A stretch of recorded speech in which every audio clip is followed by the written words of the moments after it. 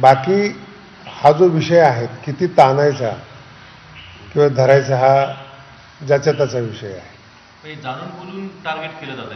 100% जाणीवपूर्वक त्रास दिला जातो. मला मी काल धनंजयला बोलता बोलता ह्या गोष्टी बोललो की आमच्या क्षेत्रात इतका त्रास सहन करणारा असता तो मोठा संत झाला असता.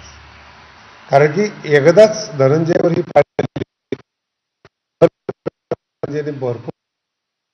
तिथून पुढं पुन्हा गेल्या 53 दिवसापासून त्याची मानसिक अवस्था किती आहे.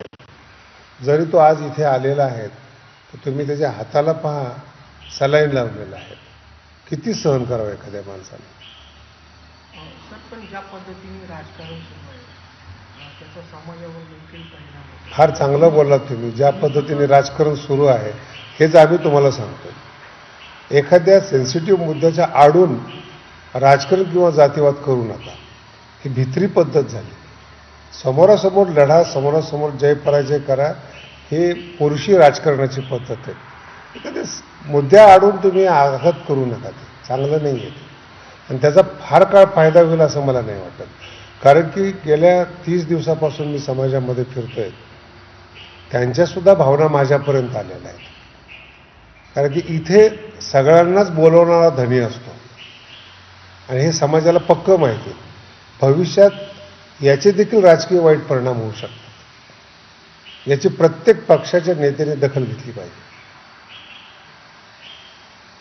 ज्या पद्धतीने आता दोन समाजामध्ये किंवा सामाजिक स्वास्थ्य जे आहे तर ते बिघडतं, तर अशीच जर राजकारण सुरू राहिलं तर येणाऱ्या काळात कशी परिस्थिती? मला सुद्धा याच्यामध्ये असं वाटतं की मीडियाने सहकार्य करून जातीय सलोखा संत ज्याप्रमाणे समाप्त करतात तसं मीडियाने देखील याच्यात सहकार्य करावं आणि जातीय सलोखा बिघडू नये याची दक्षता घ्या.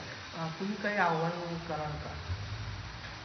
यात आव्हान करण्यासारखं काय आहे? फक्त जे नेते आहेत ज्यांच्या हातात, माझं फार प्रसिद्ध वाक्य आहे, डॉक्टर, नेते, गुरु आणि वकील चांगलं मिळालं तर माणसाचं कल्याण होतं.